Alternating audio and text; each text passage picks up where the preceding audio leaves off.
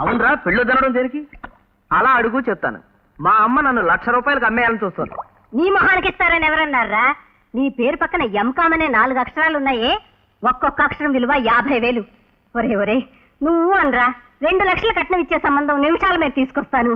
ఒక్కొక్క అక్షరానికి 50,000? అమ్మా, ఈ విషయం ముందే తెలిసినట్టయితే A to Z 26 అక్షరాలు తగిలించుకునేవాడిని. వేళకోళం చేస్తే చంపబడుతుంది.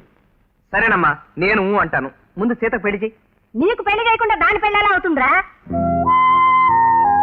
నీకు పెళ్ళి అవ్వాలి, ఆ కట్నం డబ్బులే దానికి ఇవ్వాలి, తెలిసిందా?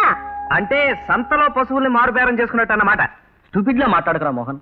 మీ చెల్లాయికి మంచి సంబంధం కుదరాలంటే మీ అమ్మగారు చెప్పినట్టు చేయడంలో తప్పులేదు. రాయ్, ప్రేమించి పెళ్లి చేసుకున్నాడువి నువ్వు ఇలా మాట్లాడడం దారుణంరా. నా ప్రాణం పోయినా సరే నేను కట్నం ఇవ్వను, తీసుకోను. అదే నా ఆశయం. ముందు నువ్వు గుర్తుంచుకో. తెలుసురా, మీ నాన్నగారు కూడా ఆశయాలు ఆదర్శాలు అని ఈ పాటే పాడేవారు. కట్నం ఇచ్చేవాళ్ళని తీసుకునే వాళ్ళని నెడ రోడ్డు మీద నిలబెట్టి నిలువునే కాల్చాలి అని. ఆ ఆదర్శాలని అందలం ఎక్కిస్తే ఈ దేశం ఎప్పుడో రామరాజ్యం అయి ఉండేది. అల్లారు ముద్దుగా పెంచుకున్న పెద్ద బిడ్డను పోగొట్టుకుని కుమిలి కుమిలి ఏడుస్తున్నాను. నీ పనికిరాని ఉపన్యాసాలు విని ఇంకో బిడ్డను కూడా బలి చేసుకోలేనురా. అన్నయ్య